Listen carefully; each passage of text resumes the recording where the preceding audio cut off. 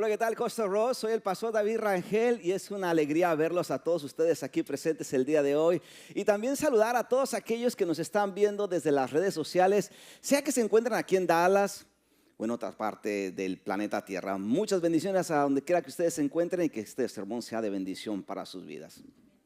El día de hoy continuamos con nuestra serie de sermones de este mes titulada El Gran Mandamiento, en el que hemos estado hablando sobre cómo esta serie nos puede motivar a amar a Dios, amar a nuestro prójimo y a nosotros mismos. Inclusive el sermón del día de hoy tiene como título Amar a nuestro prójimo siendo su SOS.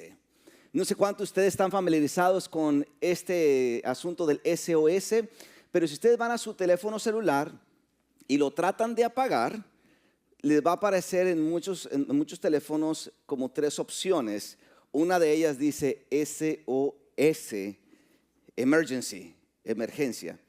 Usted le presiona, no lo presione, usted lo presiona, manda la señal automáticamente al 911 y el 911 se va a comunicar con usted. Pero este asunto del SOS se creó a principios de 1900 y es en clave Morse. ¿Alguien ha escuchado ese sonido? Ese es el SOS en clave Morse, que se creó para la Marina con la intención de que la señal cuando fuera dada no fuera mal interpretada por quien la escuchara, sino cuando la escuchara automáticamente entendiera que tenía que salir al rescate inmediatamente, al instante. No podía detenerse, no podía pararse, tenía que entrar al rescate. De manera que la persona que enviaba esta señal, SOS, era porque estaba vulnerable, desprotegido, estaba débil, estaba en peligro o estaba en una situación totalmente precaria y necesitaba ayuda inmediata. De ahí que entonces la señal SOS significa o simboliza socorro, socorro. En la Biblia inclusive encontramos una historia y un ejemplo de señal SOS que cuando usted la analiza muestra el amor al prójimo. Y así es como vamos a pasar al segundo sermón de esta serie titulado Amar al prójimo siendo su SOS. Así que si estamos listos para este mensaje, alguien diga fuertemente amén. Vamos a primer libro de Samuel, capítulo 20. Déjeme le advierto que este sermón, sé que hay sermones que esperamos escuchar porque son sermones más como inspiracionales, motivacionales, que hablan más como al corazón dolido. Siento darle esa noticia, este sermón no es este tipo de sermón, así que téngame paciencia por este domingo. Pero créame que aún así es un sermón que es necesario que usted escuche, que yo escuchemos y que podamos hacer algo al respecto. Así que primer libro de Samuel capítulo 20, vamos al versículo 35, vamos a leer del versículo 35 al versículo 42. Y esto es lo que dice la escritura. A la mañana siguiente, como habían acordado, Jonatán salió al campo acompañado por un muchachito para que le recogiera, está peor, las señales, las flechas. Comienza a recorrer, le dijo al niño, para que puedas encontrar las flechas mientras las voy disparando. Entonces el niño corrió y Jonatán disparó una flecha más allá de donde estaba el muchacho. Cuando el niño casi llegaba a donde estaba la flecha, Jonatán gritó: la flecha está más adelante, rápido, apresúrate, no te detengas. Así que con prisa el niño recogió las flechas y regresó corriendo a su amo. El muchacho, por supuesto, no sospechaba nada. Solo Jonatán y David entendieron la señal. Después Jonatán le dio su arco y sus flechas al niño y le dijo que los regresara a la ciudad. En cuanto se fue el niño, David salió de su escondite cerca del montón de piedras y se inclinó ante Jonatán 3 veces, rostro en tierra, mientras se abrazaban y se despedían. Los dos lloraban, especialmente David. Finalmente Jonatán le dijo a David: ve en paz, porque nos hemos jurado lealtad el uno al otro en el nombre del Señor. Él es testigo del vínculo que hay entre nosotros y nuestros hijos para siempre. Después David se fue y Jonatán regresó a la ciudad. Costa Aurora, está la palabra de Dios para el pueblo de hoy. La historia entonces habla de mi tocayo David. Que cuando usted estudia la vida de David, David fue un trabajador del rey Saúl. Inclusive él era músico. ¿Cuántos de los que están aquí tocan algún instrumento? Muy poquitos, ¿verdad? Bueno, muy poquitos. Entonces, David era entonces trabajador del rey Saúl y tocaba un instrumento, el arpa. Cada vez que un espíritu maligno venía al rey Saúl y lo inquietaba, salía nuestro amigo David, sacaba su arca y comenzaba a tocar, y el sonido que producía era tan poderoso que entonces el espíritu maligno huía de la presencia de Saúl. Es este mismo David que venció al gigante Goliat. ¿Cuántos han escuchado de esa historia, David y Goliat? Okay. Es el mismo David que cuando venció al gigante Goliat, inmediatamente todo el pueblo de los israelitas comenzaron a aplaudirle, a celebrar a David, a alabarlo, a elogiarlo, a celebrarlo. Y cuando el rey Saúl ve eso, entra celos en él. Y entra tanto celo que Saúl no se quedó ahí, sino que Saúl intenta matar a David. De ahí que entonces ese hombre que podía ahuyentar espíritus malignos con el sonido de sus manos, de sus dedos, ese hombre que se paró frente a ese gigante siendo un adolescente y un pastor de ovejas y lo venció, ese hombre que aún el pueblo israelita respetaba, ese mismo David ahora se encuentra huyendo en temor y en una gran necesidad de ayuda. Y ahí es en donde aparece Jonatán, el hijo nada más y nada menos que del rey Saúl. No, si estas están mejores que las telenovelas sudamericanas con un poquito de drama mexicano, ¿verdad? Y hay todo un asunto ahí entre Jonatán, Saúl, David, un triángulo. Y llega al grado que entonces lo que hace Jonatán es lo siguiente. Número uno, Jonatán vio alrededor de su entorno y se dio cuenta que número dos, había una persona en necesidad, David. Y fue empático a su necesidad. Y número tres, respondió ayudando de esta manera. Le dijo a David: mira, voy a salir al campo, ¿me acompañas? Tú te vas a ir a esconder, yo voy a traer a un muchachito conmigo, voy a traer mis flechas, las voy a lanzar, y si tú escuchas que yo le digo al muchachito cuando va a ir por las flechas están de este lado de ti, significa estás seguro, el rey Saúl no está cerca, vas a estar en paz. Pero si yo le digo al muchachito: hey, las flechas están después de ti, más allá de ti, significa córrele, que el rey está aquí y viene a matarte. De manera que entonces salen al campo y precisamente David se esconde, Jonatán tira las flechas y se da cuenta que el rey estaba cerca. Por lo tanto, la indicación, la señal fue para el muchachito: las flechas están más allá. David entonces salió, se despidió de Jonatán y huyó por su vida. Lo que encontramos en esta historia es que Jonatán ayudó a David y es un ejemplo de amor al prójimo. Es un ejemplo de amor al prójimo. Inclusive usted lee entre los mismos versículos cómo Jonatán y David declararon este amor al prójimo mutuamente en esta forma de ayuda.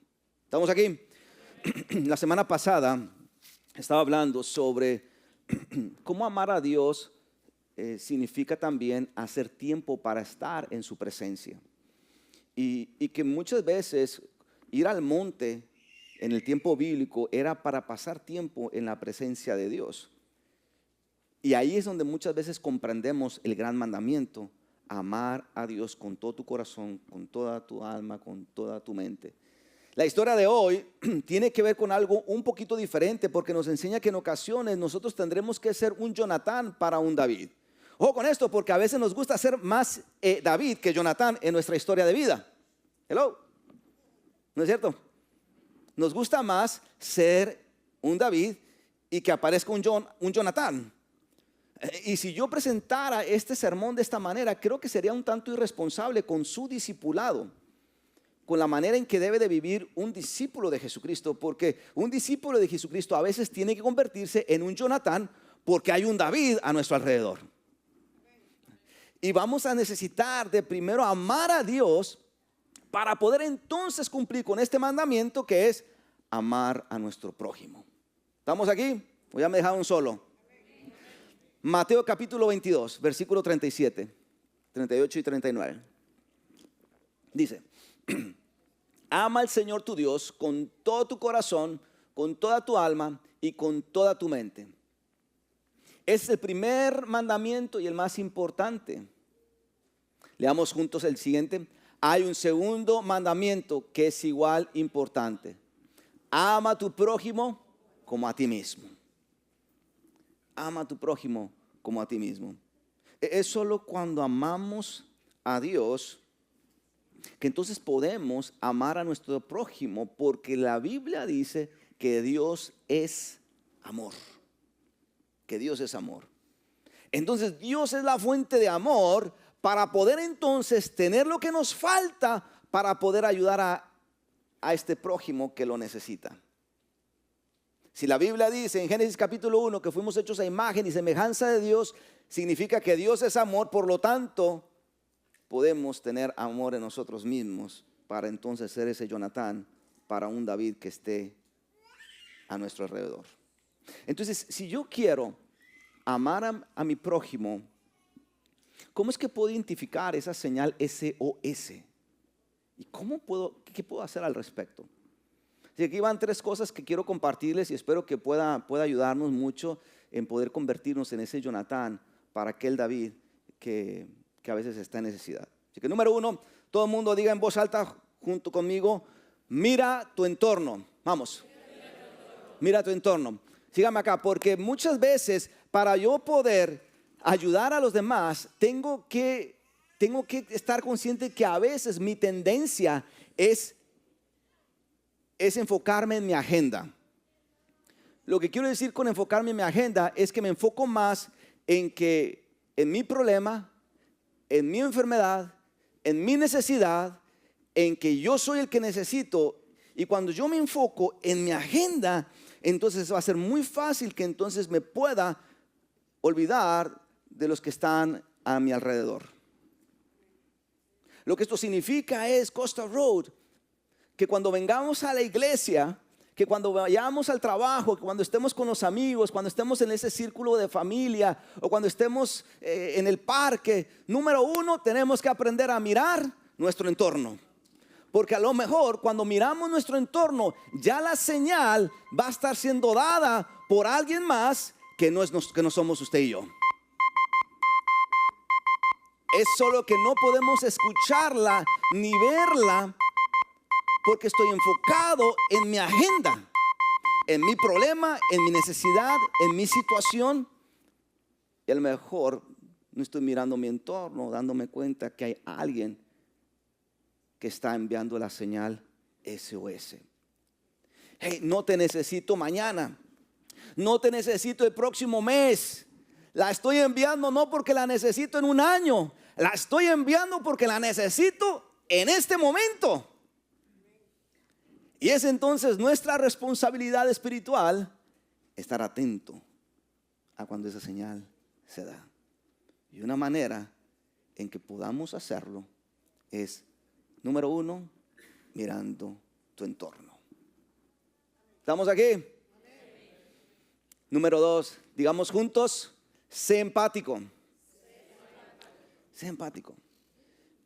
Y a lo que se refiere con ser empático es no cuestionar. Yo sé que a ustedes no les pasa esto, les pasa a la gente de otra iglesia, pero no a ustedes. Pero no cuestione por qué una persona está en esa situación. ¿Verdad que no les pasa a ustedes eso? No los cuestione, no, ustedes son muy buenos. No cuestione por qué esta persona que está en necesidad está en esa situación. No lo cuestione. Tampoco se pregunte, ¿será que se merece la ayuda mía o no la merece? No. Más bien pongámonos en el lugar de la otra persona y seamos empáticos a la condición en la que la persona está. Sea su condición mala, emocional, espiritualmente, familiar, social, mental o lo que usted esté descubriendo. De manera que cuando entonces aprendemos a mirar nuestro entorno y somos empáticos y empezamos a ver, no con nuestros ojos únicamente, sino con nuestro corazón, con nuestros oídos, con nuestro espíritu, empezamos a darnos cuenta de que la persona realmente tiene algo detrás de ese rostro triste. No está triste porque quiere estar triste. ¿Quién de ustedes quiere estar triste porque sí? Nadie de nosotros nos levantamos en la mañana y decimos, ¡ay, qué rico! Hoy va a ser un día de tristeza. No. Cuando nos encontramos con personas que tienen su rostro triste, no es porque ellos quieran, pero si no somos empáticos, vamos a juzgar y cuestionar por qué están tristes, en lugar de darnos cuenta que hay algo que está provocando. La tristeza es un síntoma de una raíz de algo que le está ocurriendo. Y no es sino hasta cuando somos empáticos, nos ponemos en los zapatos de la persona, que podemos descubrir qué es lo que le está pasando a esa persona. ¿Estamos aquí? No es que la persona sea negativa todo el tiempo. No, es que si somos empáticos, trae cargando una bolsa de negatividad, porque para donde quiera que la persona vea, hay algo negativo pasándole en su vida. Y es lo único que sabe, hablar negatividad. Entonces, cuando somos empáticos, comprendemos que lo que vemos es el síntoma de lo que está provocándolo. Y cuando nos ponemos en su lugar, podemos entonces ir al siguiente y tercer paso. Número 3, diga conmigo, responde ayudando. Como que a ella no le gustó esa. Responde ayudando. Responde ayudando. Y mencionaba la semana pasada que amor es acción. Y cuando se trata de amar a Dios, tengo que también demostrarlo con mi acción.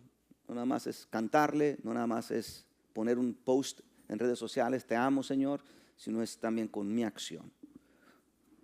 Cuando se trata de responder ayudando, se trata de que una manera de poder amar a nuestro prójimo es haciendo algo por él, porque amor es acción. ¿Alguien puede decir conmigo, amor es acción?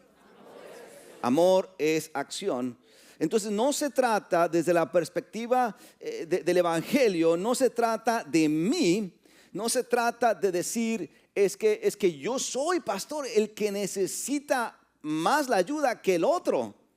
No, si usted y yo aprendemos a mirar nuestro entorno y somos empáticos, vamos a descubrir que va a haber siempre alguien a nuestro alrededor que está pasando por una peor situación y condición que la que usted y yo estamos viviendo. Hello. Entonces, consideremos a los demás cuando venimos a la iglesia, cuando estamos en reuniones familiares, cuando vamos al parque, cuando estamos en el trabajo. Consideremos a los demás, porque nuestra fe en Jesucristo nos enseña que esta fe no se demuestra con palabras. Tampoco se demuestra qué tantos pasajes bíblicos usted conoce de memoria, qué tantas veces asiste a la iglesia, qué tantos ayunos hace al mes. No. Esta fe de la que le estoy hablando no se trata de qué tantas posiciones de liderazgo tiene la congregación. Esta fe de la que se trata de que cuando amamos a Dios, existe en nosotros el amor para entonces amar a nuestro prójimo. Porque esta fe no se demuestra con palabras, se demuestra con acción. Con acción. Alguien tenía que alabar ahí el nombre de Dios. Solo que a veces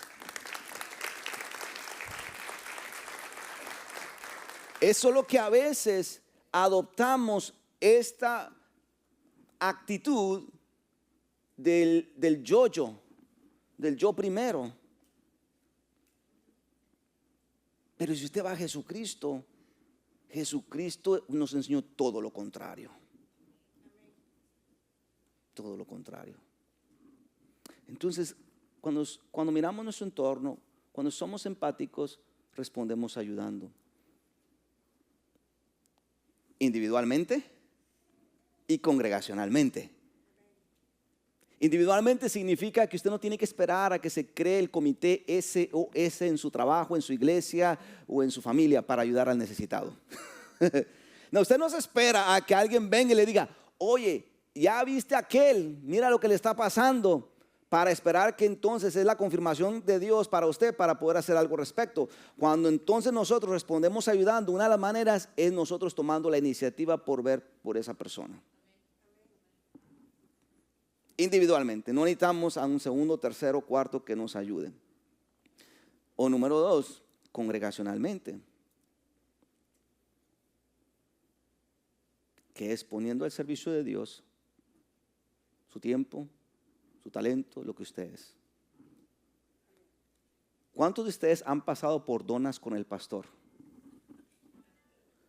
¿Cuántos de ustedes quieren una dona en este momento? No, no es cierto. Cuando estamos en donas con el pastor, siempre menciono esto y digo que nuestra visión como iglesia es compartir el amor de Dios para ser seguidores que sirvan a todos. Y les digo, no importa si esta es la primera vez que usted está asistiendo a esta iglesia, queremos que usted se sienta que puede contribuir con algo bueno que Dios está haciendo a través de nuestra congregación, y una de las maneras es sirviendo.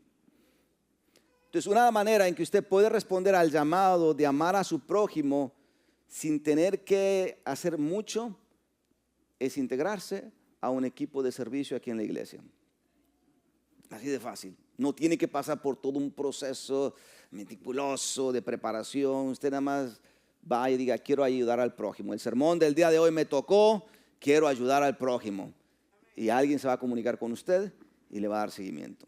Intégrese a algún equipo de los que ya existen. Inclusive se van a dar cuenta que al ir al punto de conexión va a existir esta tarjeta que usted puede escanear y la va a enviar a un formulario en donde usted va a ver todos los equipos que existen en la iglesia donde usted puede servir y en donde usted puede ayudar a su prójimo haciendo algo de acuerdo a donde usted se encuentra. La otra manera es que puede integrarse a todo este tipo de apoyo que impacta y beneficia no a los que están dentro de estas paredes, sino a los que están afuera.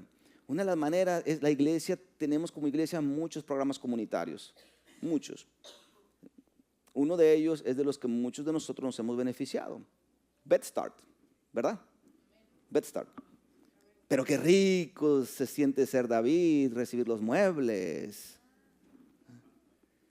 No, ese sermón significa, ahora conviértete en Jonathan, porque hay un David que está esperando los muebles y el director de BedStart se la pasa preguntándome, ¿y cuándo los de español van a ayudar para dar muebles a los demás?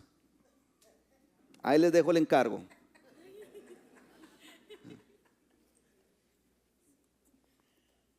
Miércoles a las 5 o sábados de 8 a 12. No necesita hablar inglés. Solo por si. Entonces, damos comida, hay un grupo que tenemos que vamos a dar comida a los necesitados, y hay diferentes programas que tenemos para la comunidad. Pero esto no funciona si no hay manos que respondan al llamado de ayudar al prójimo. Mire cómo funciona esto, Costa Road. Mire cómo funciona esto. ¿Cuántos de ustedes no llegaron a esta iglesia por la ayuda de BedStart? Vamos, no tengan miedo, no tengan miedo. Levántela, sea orgulloso, haciéndose. ¿Ok? Y yo sé que hay más.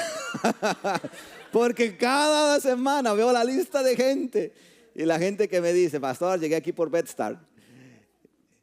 Entonces, no lo estuviéramos nosotros aquí en esta iglesia, si no hubiera sido porque alguien decidió convertirse en un Jonathan para usted cuando usted necesitaba de esos muebles en su casa. Entonces, en muchas ocasiones, la ayuda material se torna en una ayuda y una asistencia que tiene que ver con algo eterno y espiritual. Hello. Costa Road, déjenme le hablo a alguno de ustedes. A veces estamos perdiendo que personas tengan un beneficio espiritual porque no podemos dar el paso a dar la ayuda material o física. Vea a Jesús. Jesús le decía a la gente: aquí tengo pan y peces, vengan que aquí los voy a alimentar. Y los tenía aquí y les soltaba entonces las buenas nuevas. Entonces muchas veces responder al llamado de ayudar al prójimo sí tiene que ver con algo material, pero uno nunca sabe cómo eso va a tener repercusiones espirituales e inclusive eternas. Pastor, ¿pero qué pasa? ¿Qué pasa cuando entonces me encuentro con este miembro de la familia que nada más quiere que le ayude y no hace nada por él? ¿Qué pasa cuando me encuentro con este amigo que nada más quiere para él o para ella y no hace nada por su situación? ¿Cuántos tienen una persona así en sus círculos? ¿Verdad? Entonces, Proverbios capítulo 6, estaba con alguien en la mañana y estaba yendo sobre algunos puntos del sermón y me dice esta persona: este pasaje está muy bueno, me lo voy a guardar para podérselo decir. Ahí va, Proverbios capítulo 6, versículo 9 al 11, ya tengo que ir aterrizando este avión, así que sígame acá. Dice el siguiente: pero tú, holgazán, dígale al vecino, ahí te hablan porque eso no soy yo. Pero tú, holgazán, ¿hasta cuándo seguirás durmiendo? ¿Cuándo despertarás? Un rato más de sueño, una breve siesta, un pequeño descanso, cruzado de brazos. Entonces la pobreza te asaltará como un bandido. La escasez te atacará como un ladrón armado. Cuando estaba preparando el mensaje para este día, decía: sí, es bueno hablar sobre esto, de ayudar al prójimo, pero hay una objeción hasta cierto punto en esto, un contraargumento hasta cierto punto en esto. Porque ¿qué pasa cuando ya la ayuda se torna contraproducente para la otra persona? Entonces hay varios pasajes en la Biblia, este es uno de ellos, en donde lo que este pasaje indica es que advierte contra la pereza y sugiere que a falta de iniciativa personal y responsabilidad personal, la persona puede llegar a la necesidad y a la pobreza. Y subraya claramente que entonces se puede crear una codependencia, y eso es perjudicial para la persona que está recibiendo la ayuda, porque no hace nada por ella misma, sino depende de la ayuda de los demás. ¿Estamos aquí?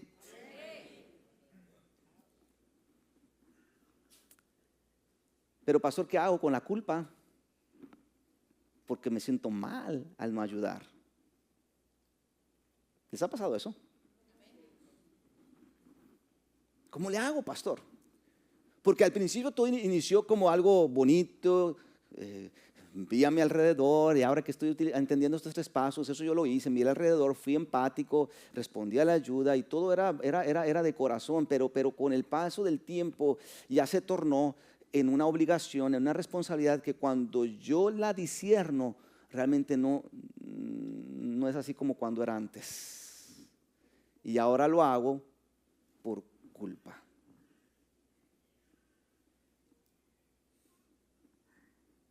La culpa no es de Dios. Por más que quisiera contraargumentar lo que estoy diciendo, la culpa no es de Dios. Entonces no es que seamos malas personas, pero es que tenemos que saber cómo es que nuestra ayuda puede ser verdaderamente ayuda o todo lo contrario. Hace unos años leí un libro que se llama When Helping Hurts, cuando ayudar hace daño. ¿Okay? Y me llamó mucho la atención porque en este ambiente en el que estoy pastoral, mi labor es casi como un case worker, ¿no? Como un trabajador social. A diario me llegan textos, llamadas, tengo consejerías de gente que está en necesidad. En necesidad. Y quería yo saber cómo es esto, porque mi corazón quiere ayudar a las personas. Antes yo perseguía a personas por decirle, hey, te veo que estás mal, quiero ayudarte, quiero aconsejarte, y estaba detrás de ellos, y uno sabía que eso en lugar de ayudar estaba perjudicando. Entonces lo que dice el autor entre sus líneas es lo siguiente, dice que es importante que en el ayudar al prójimo siempre consideramos el empoderamiento de la persona y la responsabilidad personal de ella misma. Una manera de explicar esto es que en muchas ocasiones, no en todas, no me lo quiero que me la interpreten, que en muchas ocasiones no se trata de darles el pescado, sino la caña de pescar. Darles un pescado significa que va a tener hambre mañana. Darles la caña de pescar va a ayudarles a que busquen el pescado para alimentarse. Interprete eso con esa persona que a lo mejor depende constantemente de su ayuda. Y cuando mi ayuda al prójimo ya me está afectando, ahí es cuando tengo que tener cuidado. No es que usted no ame al prójimo. En inglés se dice es tough love. Es una mujercita, Tania, tough love. Tough, de amor duro. Que el hecho de que sea duro no significa que no te amo. Es como te ayudo a ser responsable por tu propio bienestar y no crear una codependencia en donde después no hagas nada por tu bienestar.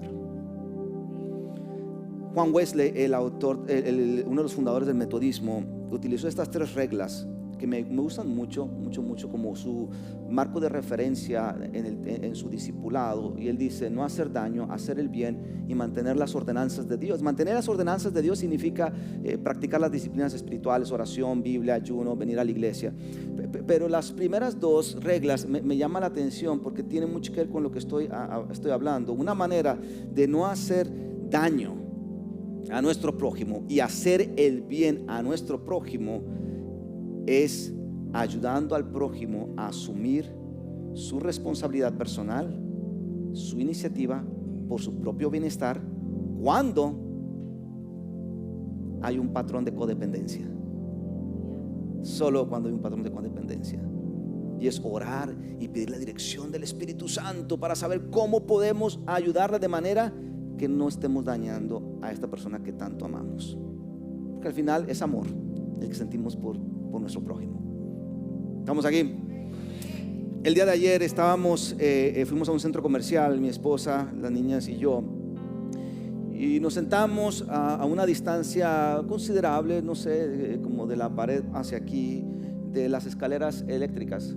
Estábamos en el centro comercial con una pareja de la iglesia, nos vimos ahí para platicar, para saludarnos, y estamos conversando en unas sillas, cuando de pronto se escucha el sonido de las escaleras. Se escucha el bip. Al instante lo escuché, me paré y corrí. Mi esposa se asustó, corrí a las escaleras, y cuando yo llego, miro el entorno, descubro algo doloroso. Un niño de 4 años con su manita incrustada en la escalera. Automáticamente se me vino a la mente una de las peores llamadas telefónicas que he escuchado. No llamadas, mensajes de voz que he escuchado como pastor. Esto fue hace como quizás 8 años, un poquito más, de una miembro de mi iglesia. El mensaje fue cuando abrí el buzón: pastor, mi niño tiene metida la mano en las escaleras eléctricas. Ore por favor, pastor. Y de fondo el niño gritando. La siguiente llamada fue: pastor, le aplastó todos los dedos. Fue lo primero que se me vino a la mente. Me bajo a donde está el niño, El papá, veo la cara del papá perdido, su mirada perdida, como si esto es un sueño, no sé qué me está pasando. Los de seguridad no sabían qué hacer. Y en eso viene corriendo un civil, alguien que estaba ahí, ¿verdad? En el centro comercial. Dice: yo soy paramédico. Inmediatamente le dice a alguien: necesito esto, traigan algo, un palo o algo. Y finalmente abren lo ponen entre la pared de la escalera eléctrica y el escalón, y el niño saca la manita. Y gracias a Dios no fue mucho. No fue mucho. El niño obviamente estaba atado, llorando por el dolor. Le aplastó, sí, le provocó algunas heridas. Voy inmediatamente con el Señor y le digo: yo sé que no me está entendiendo lo que estoy diciendo, yo sé que su mente no está aquí, pero míreme a los ojos, llámeme, aquí está mi tarjeta, déjeme orar por usted, quiero ayudarle. Como iglesia queremos ayudarle. Y cerró los ojos y empezamos a orar ahí por el pequeño, y nos fuimos. Costa Road, uno nunca sabe cuando en su entorno va a haber una señal de socorro. Y a lo mejor usted no va a ser el que los va a salvar, pero puede contribuir con algo.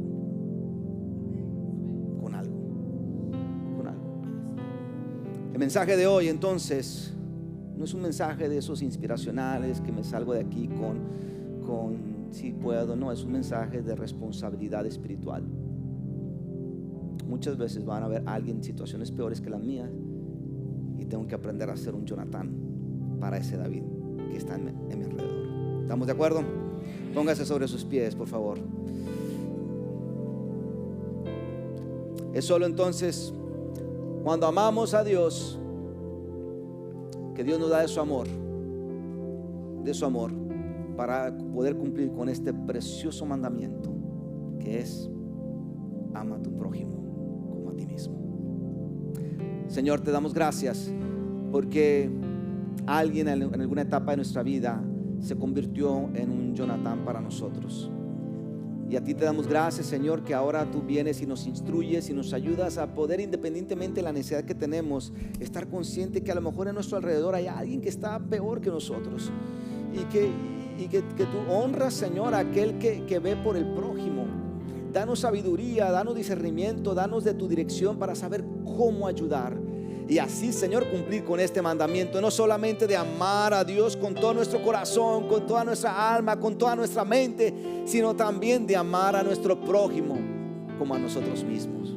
Señor, permite que dentro de nosotros el día de hoy se despierte una inquietud por siempre estar alertas a esa persona que envíe una señal de socorro, a través de su mirada, a través de su comportamiento, a través de su rostro, a través de sus palabras, a través de sus actitudes, a través de la situación que esté viviendo. Y que nosotros, Señor, no pasemos desapercibido esa señal, sino todo lo contrario, podamos responder como tú, Señor, responderías el día de hoy. Ayúdanos entonces a convertirnos en las manos de Jesucristo para alguien más.